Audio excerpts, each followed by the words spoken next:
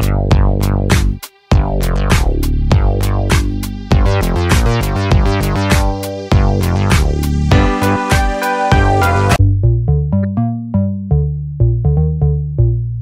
family, it is your boy, Optimus Sniper. Bienvenue pour le plus dans une nouvelle vidéo. Portons sur les différents types de graphiques et comment les lire. Là déjà ça devient très important. On a déjà pour beaucoup d'entre vous, je vous demande de commencer à bien prêter attention à ces informations que je vais commencer à vous donner parce que là ça devient très important et vous savez dans une industrie, lorsque vous commencez dans une industrie, il faut prendre les bases très au sérieux parce que après tout, les basiques sont très très importantes. Si vous n'avez pas déjà une fondation solide, vous ne pouvez pas commencer à construire quelque chose de solide plus tard. D'accord, il faut vous concentrer beaucoup sur ces basiques parce que c'est très important. Je vous dis ça, là où je me trouve en fait. Afin d'étudier l'évolution des prix d'une paire de devises, vous avez besoin d'un moyen d'examiner son comportement de prix historique. On a eu à voir ça dans l'analyse. Déjà, je tiens à vous rappeler que on a eu à parler des types d'analyse, mais là concrètement, on est dans l'analyse technique. On est dans les détails de l'analyse technique en parlant des types de graphiques. D'abord, et l'analyse technique se base sur le postulat que les événements passés sont susceptibles de se reproduire. Afin d'étudier l'évolution des prix d'une paire de devises, vous avez besoin d'un moyen d'examiner son comportement de prix historique. Le prix, ce qui s'est passé au préalable, le comportement de prix actuel pour pouvoir prendre une décision. Un graphique ou plus précisément un graphique des prix, c'est le premier outil que tout trader utilise dans l'analyse technique. Tout trader doit savoir, doit apprendre à lire un graphique des prix.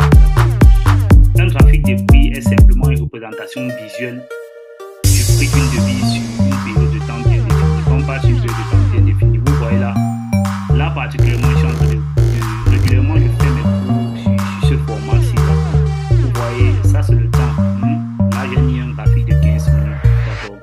La période de temps régulièrement est bien définie sur le graphique. Vous pouvez mettre en 15 minutes, comme vous voyez là, vous pouvez mettre 5 minutes jusqu'à 6 mois, 12 mois, vous pouvez mettre le temps que vous voulez en fonction du type de trading que vous faites. Donc là, forcément, vous voyez des annotations partout là, des carrés horizontaux, des triangles, tout ça. Bon, ça me sert pour pouvoir faire mes analyses. On est carrément là sur un graphique, d'accord. C'est ce qu'on est en train de parler là maintenant. Ok. Et un graphique vous permet de déterminer plusieurs choses. Là, vous pouvez voir clairement question de déterminer si la justification. On voit clairement ici, il y a une demande spéciale. Vous voyez là, carrément, il y a une demande spéciale. Vous voyez en fonction du temps imprimé, par rapport aussi, des petites conspirations comme ça veut dire une tendance neutre. Là où le prix n'est pas en train d'aller ni en haut ni en bas, d'accord. Donc, c'est ça que le graphique sert en fait. Le graphique sert à ça pour pouvoir déterminer ce qui se passe actuellement. Ok, le graphique visualise l'activité de trading qui a eu lieu au cours d'une certaine période. Vous mettez le 15 minutes, vous mettez le 20 minutes, ça dépend le 5 minutes, ça dépend d'une certaine période de temps, d'accord. Tout actif financier avec des données de prix sur une période de données peut être utilisé pour former un graphique à des fins d'analyse, d'accord. Tous les actifs financiers ont évidemment des graphiques, vous pouvez les analyser. Les changements de prix sont une série d'événements pour la plupart aléatoires. Donc, quand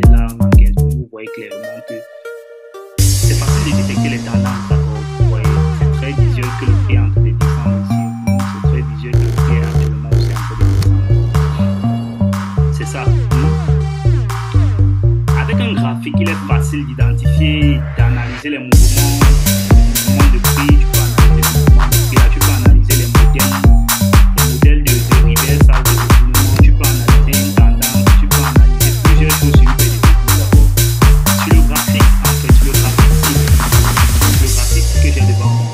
L'axe des X qui est l'axe des abscisses. Vous avez eu à faire mathématiques. L'axe des abscisses représente le temps, d'accord.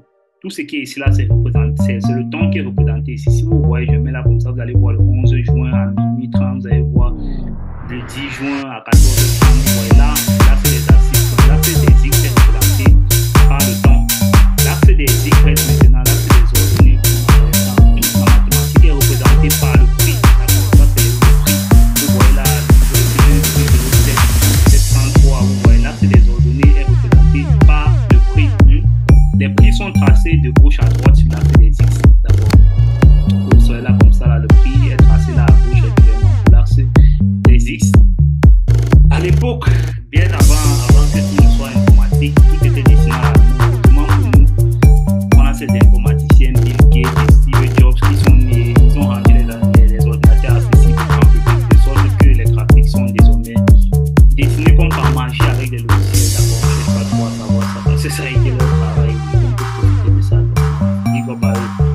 Ok, maintenant que représente le tableau des prix, que représente le graphique ici? Un graphique des prix représente le changement de l'offre et de la demande, le changement entre l'offre et la demande. Vous savez, dans un marché, la base d'un marché qui régit régulièrement le marché, si l'offre est supérieure à la demande, si l'offre est supérieure à la demande, d'accord, les prix vont augmenter, non, les prix vont baisser, si la demande est supérieure à l'offre, les prix vont descendre. Donc le graphique qui reflète les changements entre l'offre et la demande. Un graphique va regrouper chaque transaction d'achat et de vente de l'instrument financier particulier. Là, on parle de l'euro ici, là, d'accord, ou à un certain moment donné, là, vous voyez carrément qu'on est en train de regarder les variations de l'euro USD, les variations entre les achats et les ventes de l'euro USD en 15 minutes. C'est ça. Un graphique intègre toutes les nouvelles connues ainsi que les attentes actuelles des traders contenant la distribution future des prix, d'accord. Lorsque l'avenir arrive et que les réalités sont différentes des attentes, les prix vont évoluer à nouveau.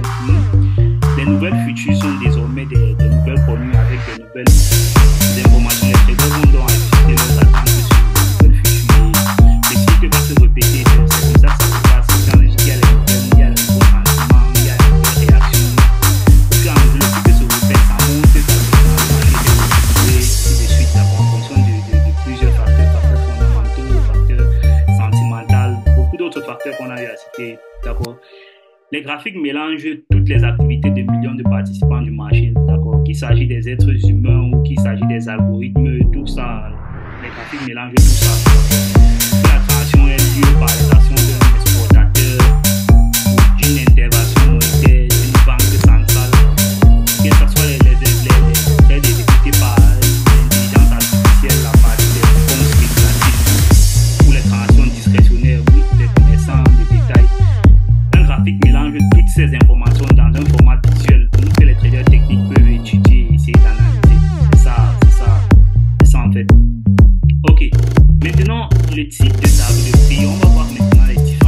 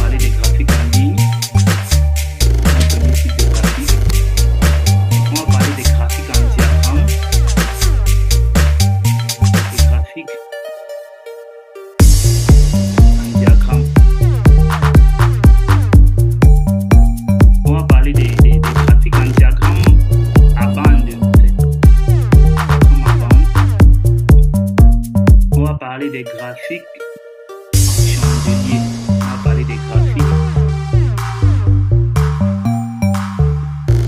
en chandelier.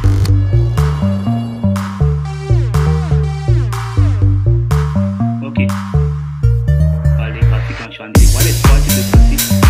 On va se concentrer dessus d'abord. On va essayer de détailler ces trois types de graphiques. Nous allons maintenant expliquer chacun des graphiques. Dans le forex, il faut savoir ce que vous devez savoir de chacun d'entre eux. Commençons par le graphique en ligne. Un simple, le graphique en ligne, c'est quoi? C'est un simple graphique linéaire, d'accord, qui trace une ligne allant d'un coup de clôture d'un coup de clôture au coup de clôture suivant, d'accord.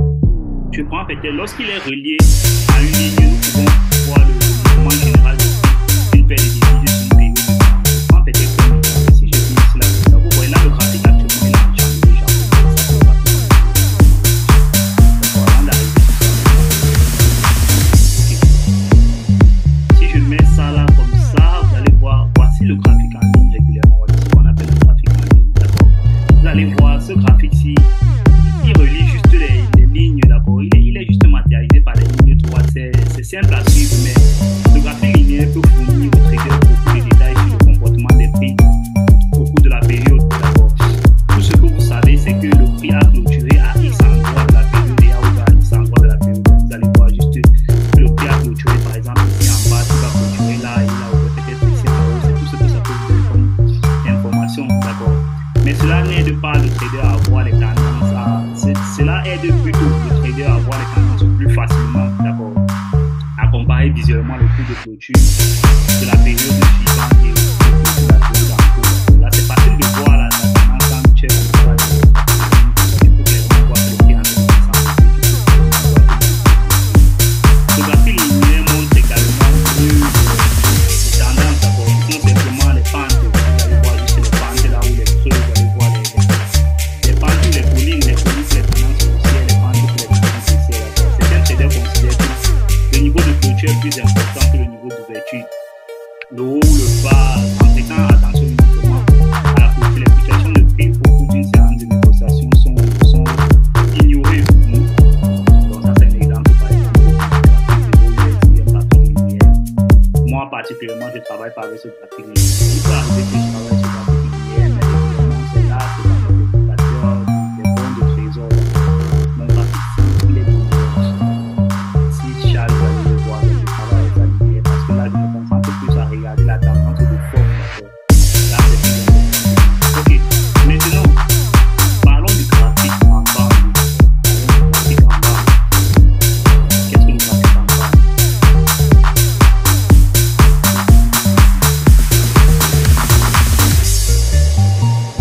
Ok, parlons du graphique en bas. Ok, parlons du graphique en bas. Malheureusement, il ne s'agit pas d'un graphique extra, d'accord. C'est juste un graphique en bas. Un graphique en bas, c'est un peu plus complexe. Il montre le prix d'ouverture, le prix de clôture, ainsi que les hauts et les bas. Le graphique en bas vous aide à voir la fourchette de prix de chaque période. Qu'est-ce que le graphique en bas? Voici le graphique en bas. Vous voyez le bas. Qui ne vont pas bien voir, je vais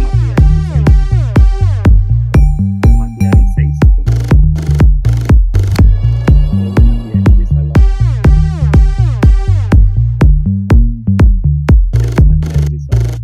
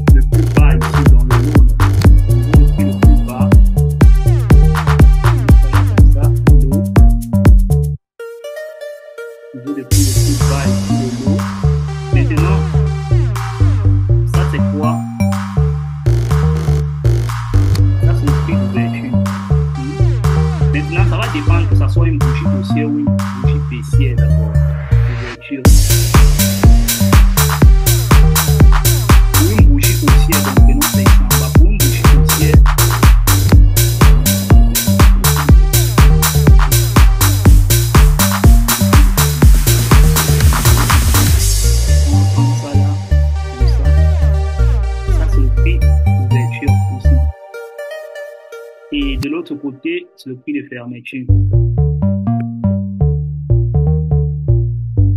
D'accord. Prenez ça là, comme ça, vous voyez. Ok, j'espère que c'est bien matérialisé. Et si vous regardez ça là, vous allez voir ça matérialisé là dans le prix. Vous allez voir ça. La bourse ici, par exemple. La bourse ici, par exemple, qui vient de fermer. Voici le plus bas ici, là, en bas. Et voici le prix de fermeture, là où il a fermé tout à l'heure. D'accord. Ok. On regarde ça, on essaye d'observer. Ok, maintenant, la taille des barres peut augmenter ou diminuer d'une barre à une autre, d'accord, en fonction des plages des barres. Le bas de la barre verticale indique le prix négocié. Le prix le plus bas de la période, le bas ci indique le prix le plus bas de la période. Tandis que le haut de la barre indique le prix le plus élevé de la période. La barre verticale elle-même indique la fourchette de négociation de la paire des devises dans son ensemble. Le nombre de pips qu'il a eu à faire pendant la formation de la bourse, c'est ça qui est représenté par la barre. La barre elle-même ici. À mesure que les fluctuations des prix deviennent de plus en plus volatiles, les barres deviennent de plus en plus grandes. À mesure que les fluctuations des prix deviennent de plus en plus faibles, les barres deviennent elles aussi de plus en plus faibles. Ok. La fluctuation de la taille des barres est due à la façon dont les barres sont construites. La hauteur verticale de la barre reflète la fourchette entre le prix le plus haut et le prix le plus bas de la période. Quand on parle de la période, c'est le temps, d'accord. Le temps avec lequel vous êtes en train de travailler. Donc là-bas, le prix enregistré également les prix d'ouverture et les prix de clôture. Vous voyez là, les prix d'ouverture, prix de clôture, d'accord. Sur le côté, voir par exemple ça matériel. Attention, tout au long de notre leçon, vous allez voir le mot bar en référence avec une seule minute rapide. Une barre est simplement un segment de temps. Il s'agit d'un jour, d'une semaine, d'accord. Quand on parle d'une barre, ça va être en fonction du temps qu'on va être en fonction. Essayez-vous de comprendre à quel point c'est le temps. Maintenant, les graphiques à barre sont également appelés les graphiques. Vous allez voir d'accord, vous allez voir OHLC comme ça là. C'est les graphiques Open, High, Low, Close. Ça veut dire que quoi? Ils indiquent le prix d'ouverture, ils indiquent le prix le plus haut, ils indiquent le prix de clôture et ils indiquent le prix de clôture. En fait, c'est les quatre ouverture, high, fermeture et close, d'accord. Low, plutôt fermeture, close, ça veut dire prix d'ouverture ici là, prix de fermeture ici, prix le plus haut ici, prix le plus bas ici. On les appelle régulièrement les bougies. Open, les graphiques OHLC, d'accord. Open, high, low, close, c'est ça en anglais, d'accord. Donc si vous voyez régulièrement écrit ça, il faut savoir ce que tu as entendu, ça à quoi il faut réfléchir, d'accord. Une grande différence entre un graphique linéaire et un graphique Open, high, low, close, c'est que le graphique Open, high, low, close peut montrer la volatilité, d'accord. Donc ici là, je vais vous dire, ici là c'est Open Price, la petite ligne horizontale à gauche est le coût d'ouverture. Ça c'est le high, d'accord. Le high est le niveau, la ligne verticale qui définit le prix le plus élevé de la période. Le low, c'est le bas de la ligne verticale définit le prix le plus bas de la période. La clôture, c'est la petite ligne horizontale qui à droite qui définit le prix de fermeture. Okay. Là, on a ouvert les graphiques en diagramme, d'accord. Maintenant, parlons des graphiques en chandelier japonais, d'accord. Ça, c'est le graphique le plus utilisé, c'est le graphique que moi j'utilise, c'est le graphique de la majorité des vidéos. C'est ce que vous allez utiliser.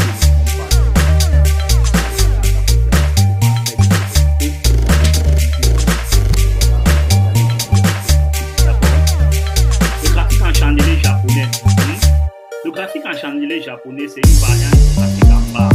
Donc, les graphiques en chandelier affichent les mêmes informations sur les prix qu'un graphique en barre, mais dans un format de graphique un peu plus joli d'abord. Quand je parle de plus joli, je parle de la couleur, je parle de la matérialisation de la bougie à elle-même. De nombreux traders aiment ce graphique car non seulement il est plus joli, mais il est aussi plus facile à lire. D'accord. Les barres de chandelier indiquent toujours la fourchette.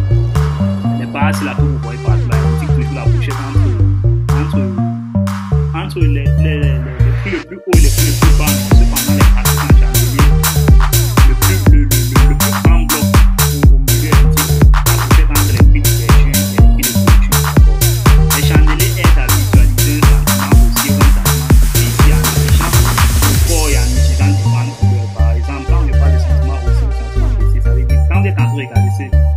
dans ceci.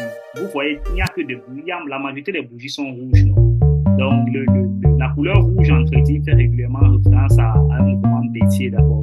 Et la couleur verte entretien fait référence à un mouvement baissier. Donc, les bougies, vous allez voir au ciel, vous allez voir, vous avez envie de savoir que actuellement la bougie là est au ciel. Ça veut dire que les architectes sont nécessairement servis dans cette bougie-là. C'est ça, c'est compréhensible. Traditionnellement, ce bloc de milieu est rempli de en bleu, en vert, vous allez comprendre que c'est une bougie au ciel. Et ici, elle est toujours en rouge, vous allez comprendre que c'est une bougie baissier. Dans l'exemple que je suis en train de vous prendre là, vous voyez par exemple ici, là, si on regarde la bougie qui vient de faire, c'est une bougie baissier. Le poids est ok. Maintenant, ce que vous devez comprendre, c'est quoi? Pour une bougie baissière ou pour une bougie au ciel, le prix d'ouverture et de fermeture va être différent.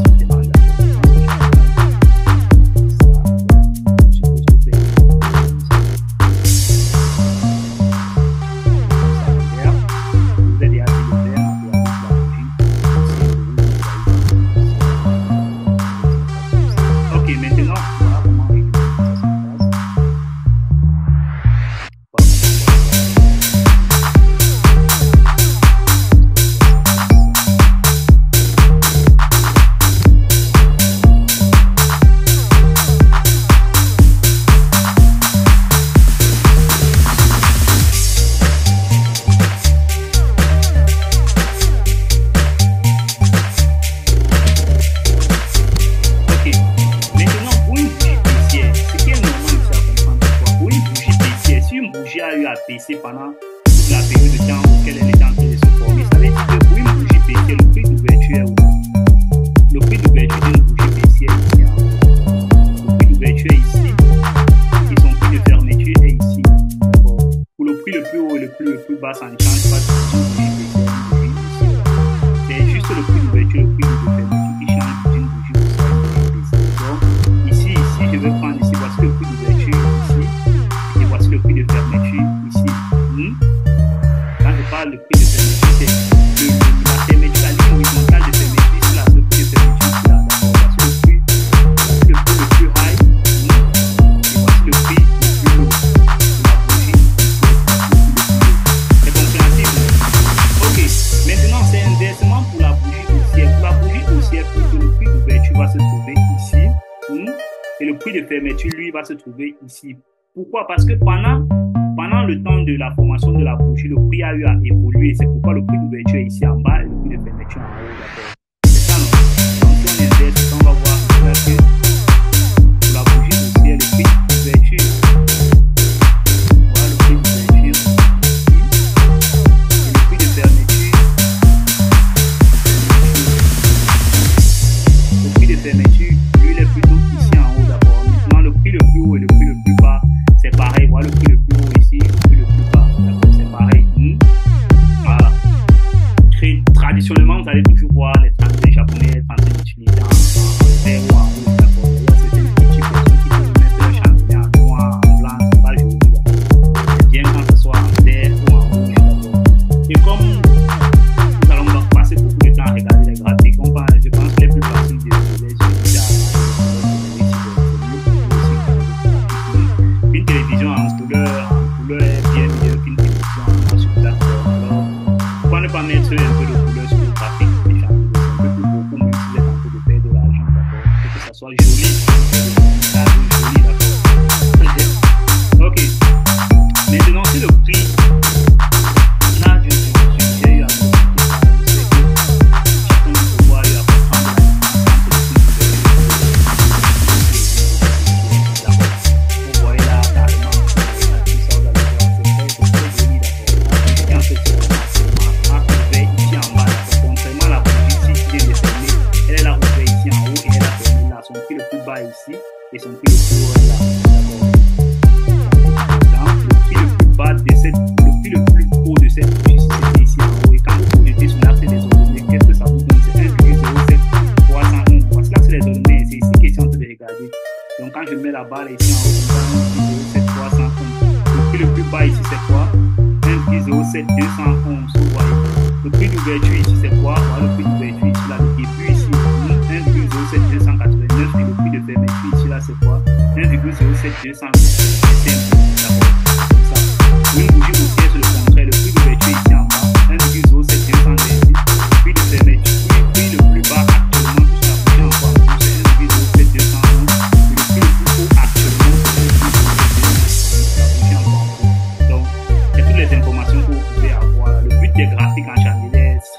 servir d'aide visuelle, puisque c'est exactement les mêmes informations qui apparaissent sur un graphique de bas, un graphique en bas, un graphique OpenHive, d'abord. C'est exactement les mêmes avantages. Maintenant, les avantages sont de la cartographie. Les avantages de la cartographie, des graphiques en chandelier japonais. Les chandeliers japonais sont faciles à interpréter, ils fonctionnent bon endroit pour les débutants pour commencer à comprendre. L'analyse graphique, c'est un peu plus facile. D'abord, vous pouvez facilement repérer vos zones pour les distances. Les bougies sont faciles à utiliser. Vos yeux s'adaptent presque immédiatement aux informations contenues dans la notation en bas. De plus, les recherches montrent que les visuels aident à étudier. Ils pourraient donc aider à t'aider. Vous aider aussi à t'aider aussi. Vous allez aider à faire. Les chandeliers et les boutiques de chandeliers portent des noms sympas tels que étoiles filantes. Vous allez suivre quand vous allez étudier les bougies. Les chandeliers, vous allez suivre les étoiles filantes, les chandeliers. C'est fastoche d'abord, ça vous aide un peu à vous rappeler et modifier la signification de vos question. Par exemple, tous ces trucs-là que vous allez apprendre. Les chandeliers sont efficaces pour identifier les points tournants du marché. Les inversions de tendance, une tendance haussière, une tendance baissière, une tendance baissière, une tendance haussière, vous apprendrez davantage à ce sujet un peu plus tard. Régulièrement, vous allez voir là, les bougies sont aussi très importants parce que le prix de clôture donne certaines informations sur la zone de support que vous êtes en train de trader. Par exemple, vous ne voulez pas voir une bougie clôturée en dessous de la zone d'or. Les chandeliers japonais sont fastoches en fait. C'est très bien. Ça vous donne un bon feedback sur le price action. Il existe de nombreux types de graphiques différents et vous devez savoir ça. Mais il n'y a pas l'un qui n'est pas nécessairement meilleur que l'autre. Chacun va trouver des avantages et des inconvénients par rapport à ce qu'il utilise. Il n'y a pas un qui est meilleur que l'autre, mais c'est toujours est-il dit que ce que tu utilises, ça sera meilleur pour toi. Et la majorité des traders, le graphique qui est meilleur pour eux, c'est un chandelier japonais. Si c'est pas meilleur pour toi, tu peux utiliser. Ça dépend de toi. Les données peuvent être les mêmes pour créer les graphiques, mais la manière dont vous présenter et interpréter vont varier, ça va être différent. Chaque graphique aura ses propres avantages et inconvénients. Donc, à vous de choisir n'importe quel type pour utiliser n'importe quel type de graphique. L'analyse technique, tout dépend de vos préférences personnelles. Il n'y a pas d'exigence dans ça. D'accord. Ok. Maintenant que vous savez pourquoi les chandeliers japonais sont si cool, c'est important. Il est temps que vous fassiez savoir que vous savez utiliser le graphique à chandelier japonais. La plupart, sinon la totalité des exemples de graphiques que je vais vous faire.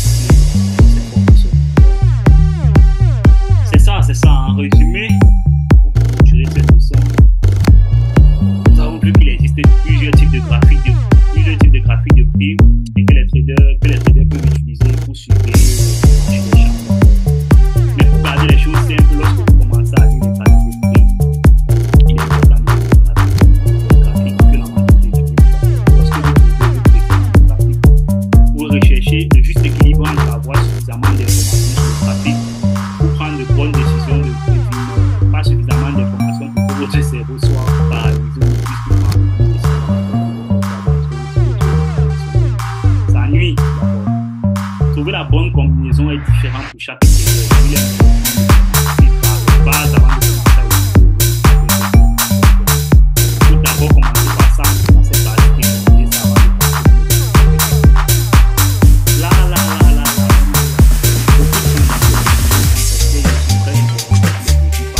Avec ça, je peux vous dire que c'est une très important. C'est ça, avec ça. Moi, je travaille beaucoup parce que vous savez, c'est quoi. La matérialisation d'une journée boursière régulièrement, vous allez voir par la suite, je vais vous parler de ça. Je vais vous donner ça comme bonus là. C'est pas régulièrement. Donc, je pourrais garder ça là. Mais sachez que je travaille beaucoup avec ça.